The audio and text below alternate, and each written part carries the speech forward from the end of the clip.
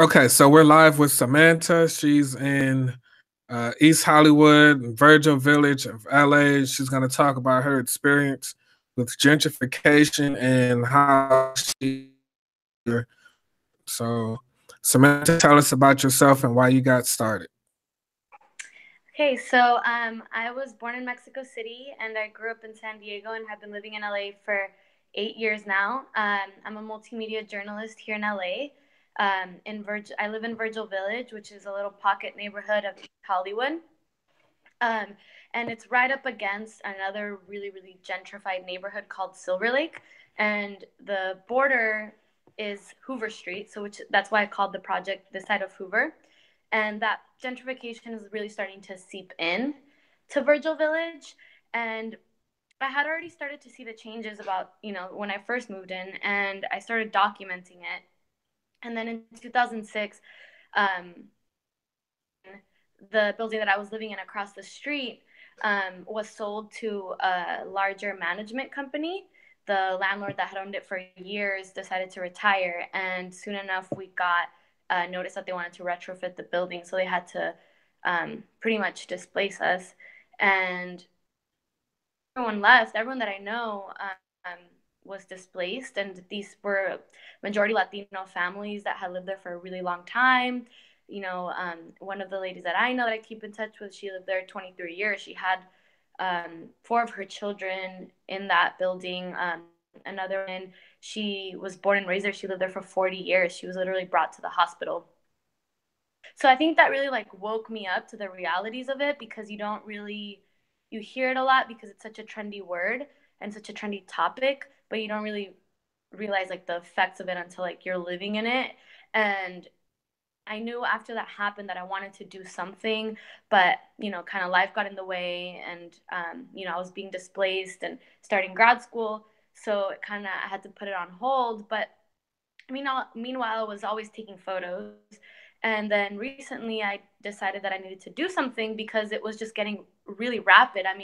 A photo that I took on December 21st of this empty storefront uh, is now a vintage store. So like within a month, that popped up, And I realized like if I'm not documenting these things, people are going to forget what was here. We're going to lose that history, and it's important to kind of celebrate the histories of the people that live here and the businesses that they have. So I just found that Instagram was like a really accessible way to do that, because it's free, because if you have access to a phone or their computer and internet, you can access that. So I just started kind of documenting it and interviewing people, and that's Mhm. kind of what the project is about.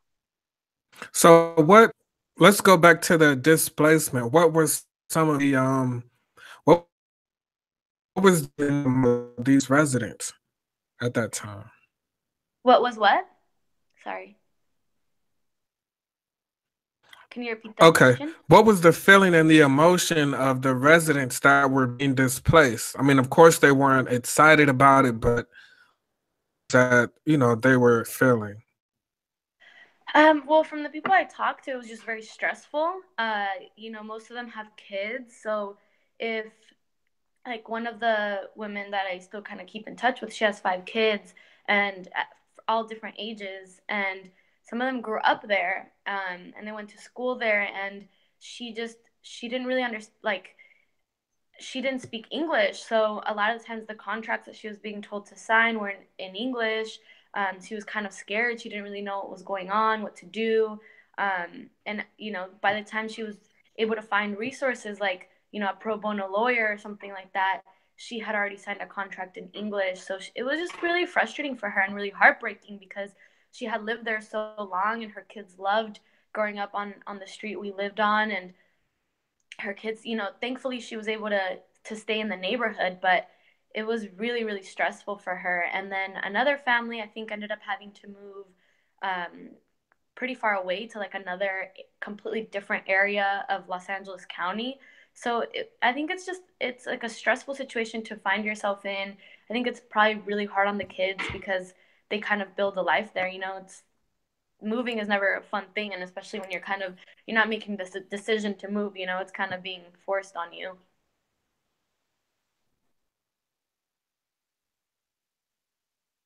You're saying that other, like, how big is the area? Are you like right in the middle of where you're being gentrified, or it's just like the next street over? I mean, it's happening in the whole area. So, like if you walk the streets of Virgil Village, you'll see like, the quintessential gentrification sign of LA, which is those like horizontal wooden fences when things are being like refurbished and they're like trying to make it look trendy. So you'll see those, like you'll every few houses there's a like an apartment building or a house that has that now. And you start seeing the demographic changes as well. Like when I first moved here, there wasn't any white people really walking the streets aside from this really famous restaurant where it would get packed. But besides that, like no one was really like, you didn't really see many people, white people, like walking or living in the neighborhood. And now you see a lot Mhm. more of that. So you start to see those changes, and it's kind of all over. Mhm. It's all over. Now, this is a predominantly a quote that article that I read, La Taco, LA Taco. I don't know how it's pronounced, LA but Taco. okay. And they were saying that there's a lot of Filipinos and basically a lot of immigrants in the community. And you were not born in this neighborhood, but you seem to have a decent, good relationship with the people that live there.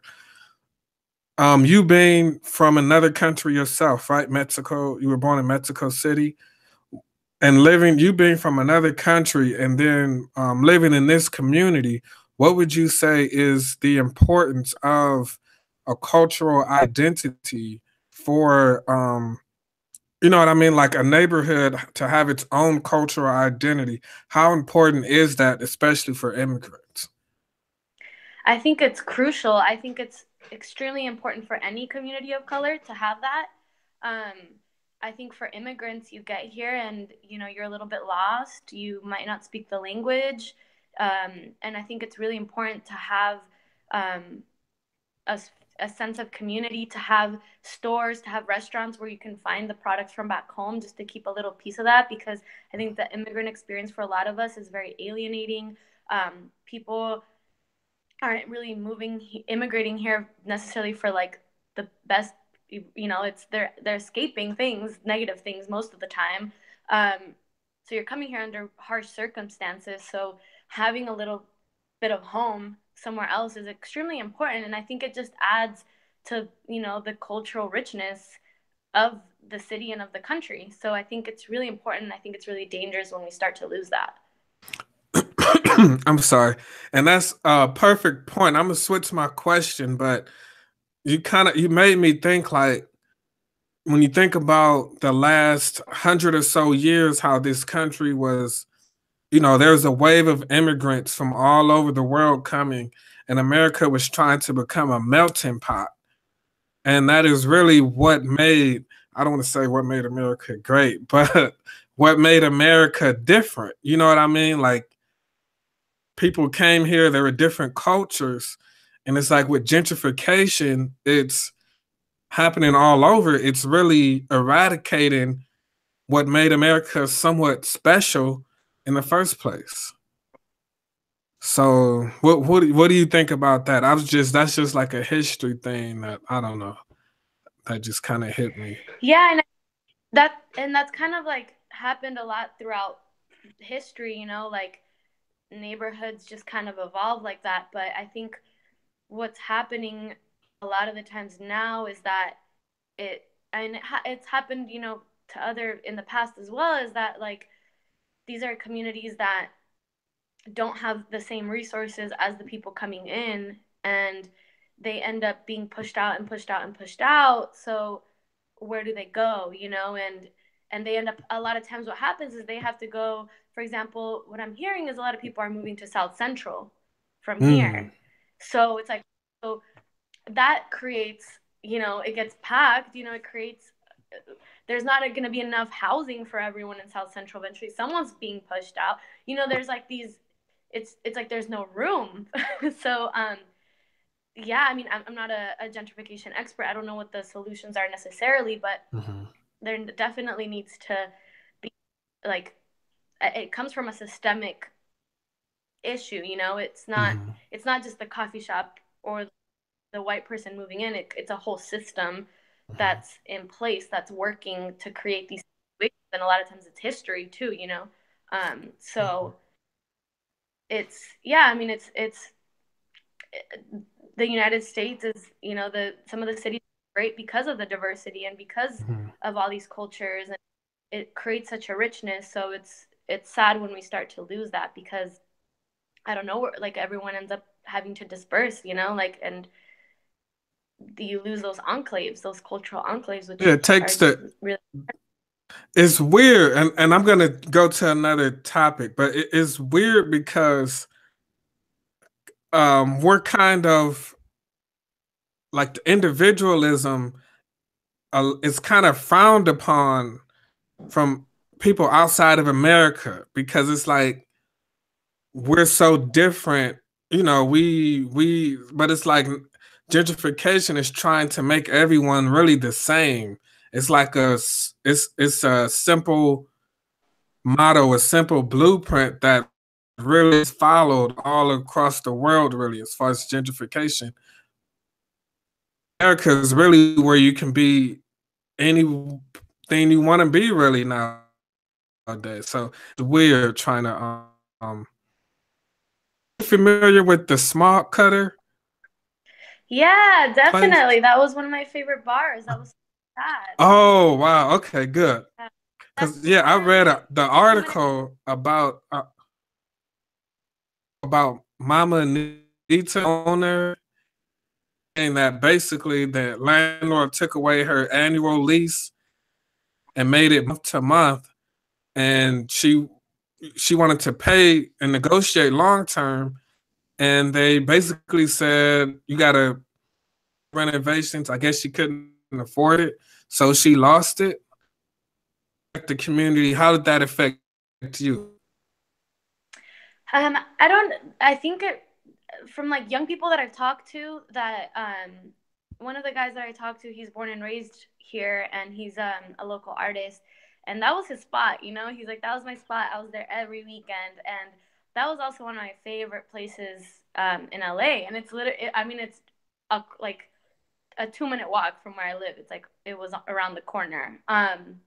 And that place was really special. It had a lot of history. I mean, the fact that it was owned by these, like, you know, women of color, I think that's amazing. Like, you don't really get, you know, like these kind of historic bars owned by like immigrant women, which I think made it really special. It had like such a character to it. But, you know, on top of that, the bar had been there even before they bought it, which was I think in the 80s. So it's been around for like, I think it was around for like 70 years. So when that closed, that was really, really sad, because that's a piece of history, you know. I think we need to Mm-hmm. look at Mm-hmm. history and historical landmarks. It's not just like uh, a bit like an architectural wonder or a, Just thinking the same thing. You read yeah. my mind. I think a bar or a restaurant can also be historic, you know, and Mhm. I think it had a lot of history on its in its walls. You know, it had lived a long time, and I think places like that kind of give neighborhoods their character, and it's important to have places like that where people can kind of like congregate. Granted, the demographic of the bar had changed a lot. You were seeing a lot of like people from outside coming, you know, like younger people, which is fine, but um, it was really sad to see it close, and I think the owners were really devastated. I was there the last night, so it was packed. You could barely get in, and yeah, it was really sad. It's sad to lose places like that, and I think we need to. I think it's important to try to preserve those places, and you know, I don't know if that's from like if you can uh, make those like historical landmarks through the city. I don't know how that would work, but yeah, it was really sad to see that go.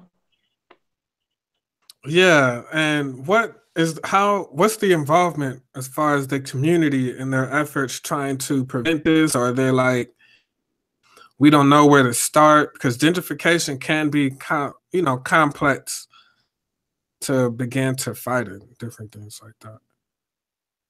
Yeah, They're like community meetings or different things.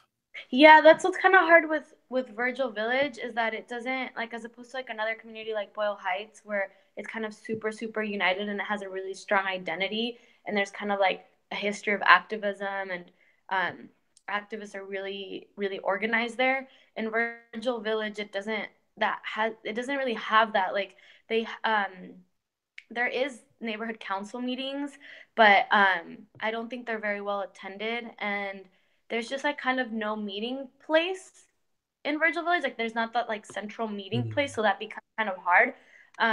So I mean, that's one of the hopes for this project too, is that it can kind of like unite the younger people. Obviously, I can't expect like older Latinos to have an Instagram, but maybe if their kids or their nieces or nephews follow it, maybe like if something's happening to them, they can be like, hey,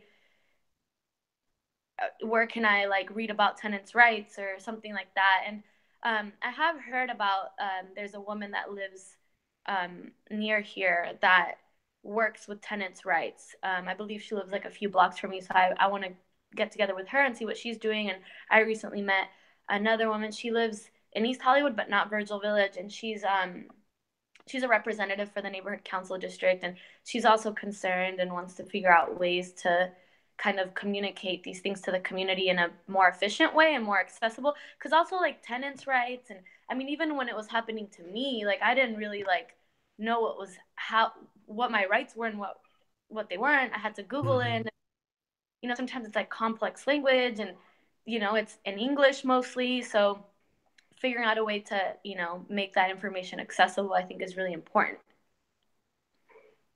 Yeah, and wow, that's just so deep, because I didn't even think about that. When you put an emphasis on English, I hate using the word immigrant, but it's they're not country. They weren't born here, so it's just so many ways to begin to fight this, which is why I love you taking the initiative and something, because that's I have the problem, like I want things to be so and in depth and stuff, but sometimes it is just taking a picture stuff. Sometimes it's the little things that might not seem as complex that are just as effective. Yeah, I definitely come on that.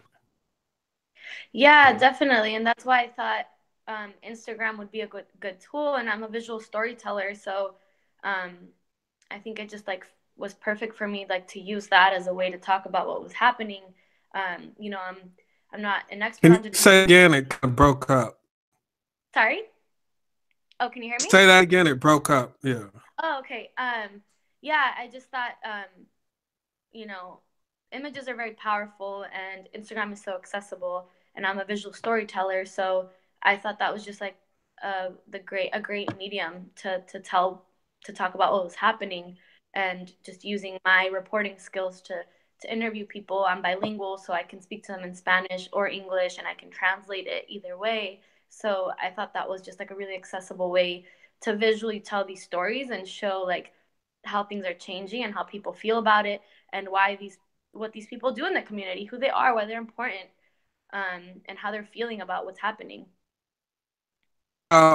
This is a forbidden question. Ask a woman, the age, but I want to ask you, or I can bypass asking you. If you want to say it, you can say it. But standing of,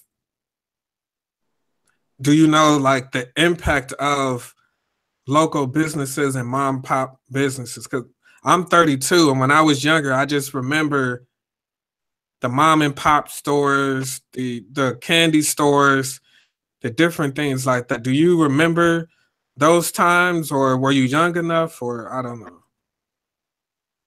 When I moved here, or just like in general? Okay, okay, okay. Because I and we're kind of touching on this, but I feel like Latino community, because we have a community here on the west side of Cleveland, and a very important aspect is the small businesses. Like you were saying, a local grocery store, sometimes there's like insurance, small insurance companies and different things like that. So, because in the article, it was saying that the businesses were, they're not replacing these small businesses with, like you said, a vintage shop. Like these things have no culture. They're not really trying to implement community cultures into these new facilities at all. And does the community feel like that's disrespectful towards them? Um, I mean, honestly, like as a journalist, I don't want to like say either way. I kind of want to present what was there before and what's there now, and kind of allow people to make that decision for themselves if it's problematic or not, and if you think culture is being lost. Yeah, I mean, one example is this neighborhood staple. It was a restaurant. It was actually a Caribbean Latin like fusion restaurant, and it was like this really kitschy place. Like everyone knew it. Everyone in a lot of people in LA Cha knew. cha cha. Yeah, Cha Cha Cha, and it opened I think 1986 or 87 if I'm not mistaken. So it was kind of like a staple and of the neighborhood, and people loved it. I have so many people that I talked to just from all over LA have really beautiful memories there. And from one day to the other, it was about a year ago, and it just no in 2016 it closed, and then like a month later it was demolished. And then recently, reports of the renderings of what was going to be there in place popped up, and it's going to be this huge luxury like style like multi-use development with like a pool, and in the renderings there was like BMWs driving by. So I'm just going to show you that. I'm going to show the viewer that, and then they can decide, are we losing something, are we losing culture? Kind of, I don't want to force anyone to. I want people to make their own opinions, I and got you. Yeah. like how do are we losing culture? I think you can probably Mhm. say yes if we're losing that historic kind of landmark and it's closing for luxury apartment buildings. So Mhm. yeah, that's kind of what I want to do is I just want to show people that, and then they can see if we're losing that culture or not. Okay, and how are people like responding to this side of Hoover project? I seen you have some great pictures. I've seen the like graffiti and artwork and different things like that in the background of some of the photos. Like it's just very, LA is different, but just being in, Cleveland, like we've had negative 13-degree weather and different things, like it just warms you up even as cold as it is here. Like you get warm just looking at the pictures. You know Mhm. what I mean? When you see the restaurants, you get you start sweating. It's like you're eating the food. You know what I mean? Like you can really feel it and absorb it. And what are you getting a good response to from people on your project? Yeah, I definitely am. I think my favorite responses are from people that like either live there at some point in their lives or live there now, and then they're like, "Oh my God, I remember that when I was little," or like, "That's my barber." Like, I had one of my friends who's a DJ, and he's like, "Oh, his dad used to cut my hair at the barber shop with the parrot." Um, and and I think that's so cool, and I'm like, that's really cool because that's exactly what I'm trying to do is like celebrate the existing community, and their contributions, and for people to kind of share those memories because I think that's really important. We don't want to lose that. So even just by commenting, being like, I remember that, I know her, I remember when this happened, or whatever, like I'm archiving those histories. Maybe it's not the traditional way of like, recording a history, but to me that's recording history. Yeah. It's a very public kind of accessible way to record a history, and it's participatory. So I really like that. Yeah, it's great. Close is the village to USC. Virgil Village. It's about, well, the street after Virgil, the like, so it's Hoover, Virgil, and then Vermont. And if you take Vermont all the way down, you eventually hit USC. But that's probably like without traffic, maybe like a 15-20 minute drive. So it's a little bit far because we're Oh, USC is more like in the like south center, and okay. then Virgil Village is like up, northeast. Is that the nearest university? Is that the what? Is that the nearest university to the village? Actually, no. Well, on Vermont, um, there's LACC, which is Los Angeles City College. It's a community college, so that's the nearest one. And then I think yeah, USC would be like the next one. There might be other colleges. I'm not sure. Okay. I'm just Yeah. asking because gentrification, it usually happens like very close to downtown of a city or very close to a college that's downtown. So I don't know the area. I was just curious and asking. Yeah. Well, I think it's because LA is so spread out. So downtown hasn't always been like the central place where everyone goes. It's become that years, but LA is very sprawl. It has a sprawl, So there's neighborhoods where people like, really make that their home. So the gentrification kind of happens everywhere. It doesn't really. It's happened in downtown, but it was happening in Echo Park and Silver Lake as well. Kind of at the same time. Mhm. And uh, but I mean, yeah, I think it's happening near the USC area as well, and it's been happening for a while now. Yeah, which is like closer to South Central, or it is. Eh, Yeah. Okay. And the last few questions, the apartment you were displaced from, rebuilt yet? So they didn't rebuild it. They made some repairs. I'm not really exactly sure how much they retrofitted it because I can't go in there anymore. It's locked. Um, but they repainted it. They added um, new lighting fixtures. They locked the door, the gates. You have to put in a code now. But from what I see, it's Of mostly. course. I mean, I don't want to like judge either, but I think it's mostly white people. That's all I've really seen. Um, like single people living there. Even like I can see my apartment that I used to live in across from the one I'm in now. And yeah, it's like very different demographic there. Do you know how much rent has went up or has it went up at all Oh, over for there? sure. Yeah, yeah, yeah. It's almost doubled. It's almost doubled. Yeah, Okay. Okay. yeah, Okay. yeah. So, and I don't know if you've seen on my gentrification playlist on my YouTube channel, but I just did a video on mixed income communities. How has the people that are moving in, are they communicating with the people? Are they like going, are they supporting the businesses? Are they friendly or do they just go to work and go out somewhere else?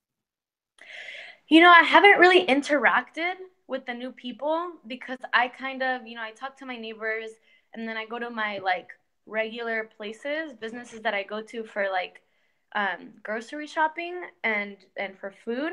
So I haven't really interacted with them. And yeah, I mean, they just kind of, they're not really like hanging out outside. I mean, on my street, there's not like a restaurant, on the street that I live off of.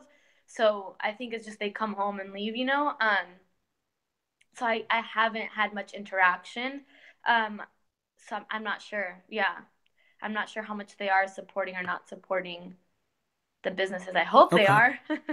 I mean, Okay. I hope so. I'm hoping that they're at least going to the businesses that have existed. Okay. So that's pretty much it for me. If you have anything out to let the people know and you can find you at. Cool. So you can find this project on Instagram and at this side of Hoover. So Hoover again is that border between Silver Lake and East Hollywood.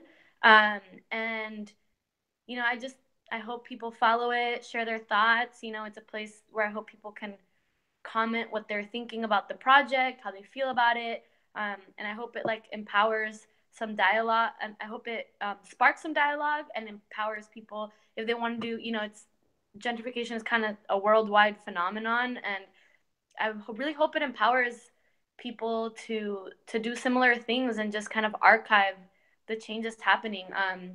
I know I needed to do it in LA because LA has kind of like a history of rebuilding and kind of forgetting what was there before. And I really didn't want that to happen. And I wanted these people's hard work and these people's histories and legacies to be archived somewhere, you know, and to be celebrated. So I hope this project empowers other people to do something similar because it's important to record our history. Very, very okay. Well, I think that was great. By the way, I think just personally, I feel I cover a lot of issues on my channel, but I feel like gentrification is the most important because everything I feel like everything stems from gentrification. It's like gentrification is the web in the middle and all the issues where you say police brutality, education, racism, whatever it is, gentrification is playing some kind of role in that to me from all the research and things that I've done. So I hope people see this, and I'll leave a link also so they can go to your Instagram and other people become inspired to do the same things in their community. So Yeah. if you have any last words, if not, thank you for your time. Thank you so much. Thank you for taking the time Okay. to talk to me about this. Have a wonderful All night. right. All right. You too. Have a good one. Bye. Thank you. Bye.